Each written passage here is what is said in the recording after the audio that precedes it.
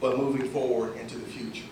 And we're continuously moving toward our goal. I'm going to make a proclamation today. My proclamation is this. Today I proclaim, Antioch, that we have the power as a community to move our great city forward. I'm going to tout our achievements a little bit, but I don't want our successes to cause us to rest on our laurels or keep us in neutral. We need to keep it moving forward. We're not going to allow past failures, the economy, financial difficulties, suffering the worst recession since the Great Depression. We're not going to allow these things to derail us, discourage us, or defeat us. In other words, we're not going to let the pain of our past punish our present and paralyze our progress. We're going to keep it moving. Antioch, we have the power to create a new story. A story of the safest city in Northern California. A story of a city with a vibrant downtown and a ferry terminal.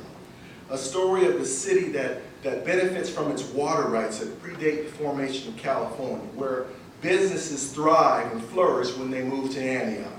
A story where transportation is no longer a curse but a blessing because of $1.3 billion being spent right here in Antioch to expand Highway 4 and bring in the Hillcrest BART station. A story where the High Performance School District receives unprecedented support from the community and City Council for its Link Learning Academies. Please join me in thanking the school board and the school superintendent.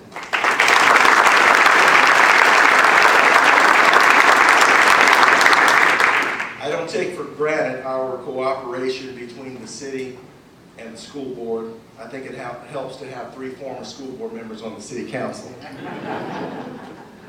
You know, it's time for us as a city to grow our revenues. We must stop complaining about how we're going to divide up the pie. We need to grow the pie.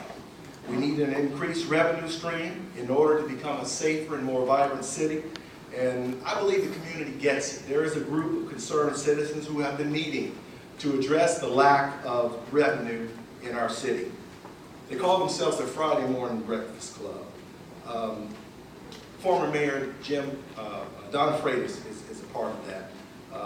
And they have presented something to us, a proposal, and we're looking at it and we're working with that group and City Council to do what is best for our city to bring in more revenue.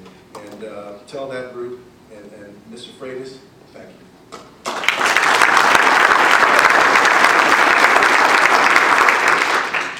Okay, now I want to list a few accomplishments before I end. There is continuous hiring of sworn police officers. We heard that. 5 officers were authorized through the COPS grant. These officers had to have served in the military after 9/11. We've hired a few CSOs, community service officers. We've hired a limited amount of code enforcement officers to deal with irresponsible absentee homeowners.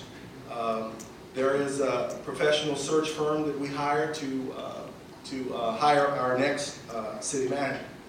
The City Council has been in governance training and team building workshop, and we are in the process of strategic planning for moving our city forward. Our retail expansion program success includes a store called Phallus. They had a ribbon cutting this past weekend. There are 2 of those stores in our city, I found out. Sports Authority and Hobby Lobby. These stores have moved to our city. As Jim Jekyll said, the west end of town has been plagued with bad news. But the good news is that this week, city staff met with owners of Buchanan Crossings. They're going to close and build a new shopping center. There's going to be another CVS store and a few other stores over there. And this is from a new developer who has never done business in Antioch. Antioch is attractive to new developers, and we're looking forward to that in the future.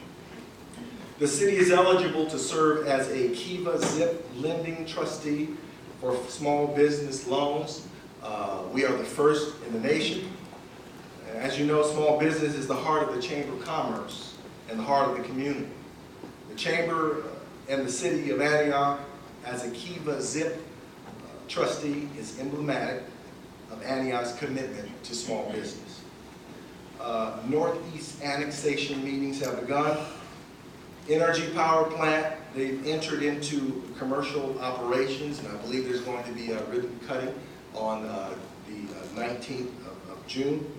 One of the most powerful power plants in a long time in the United States. Community beautification efforts have continued.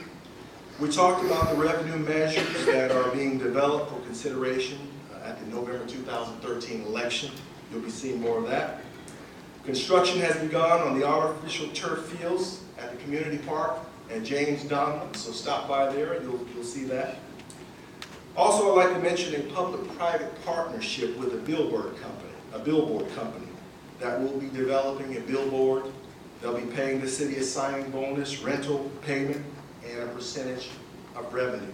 That's normally where you see the Christmas trees and the pumpkins across from Los Medanos College.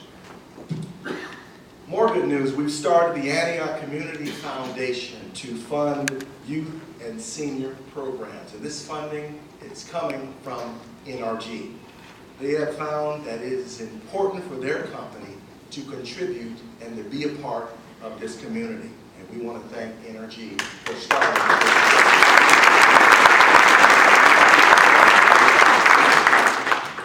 I need to mention this. There was damage done to a community park.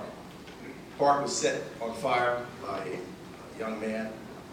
Certain play structures were set on fire. This park had been built by volunteers.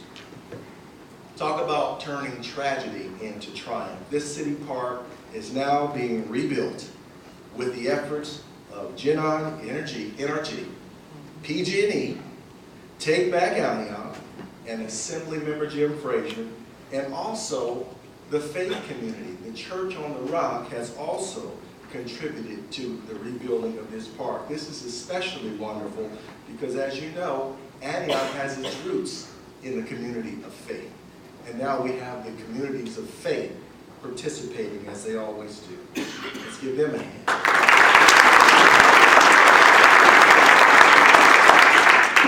Now all will be able to see how the city of Antioch comes together in the face of adversity. This is the Antioch that I know and love.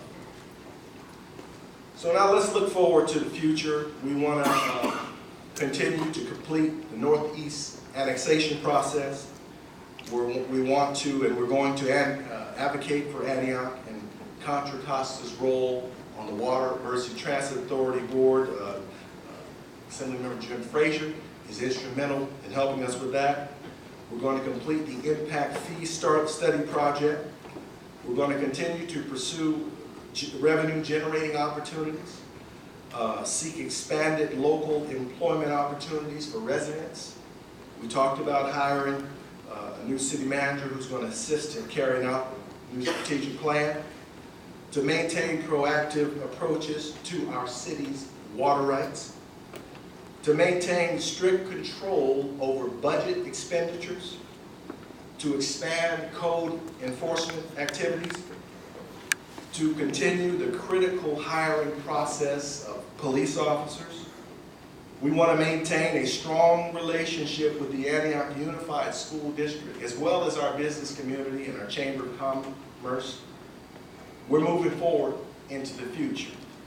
And Antioch, I know we've been through some hard times, and the water got deep a couple of times, and we were spared from bankruptcy. We were close to drowning.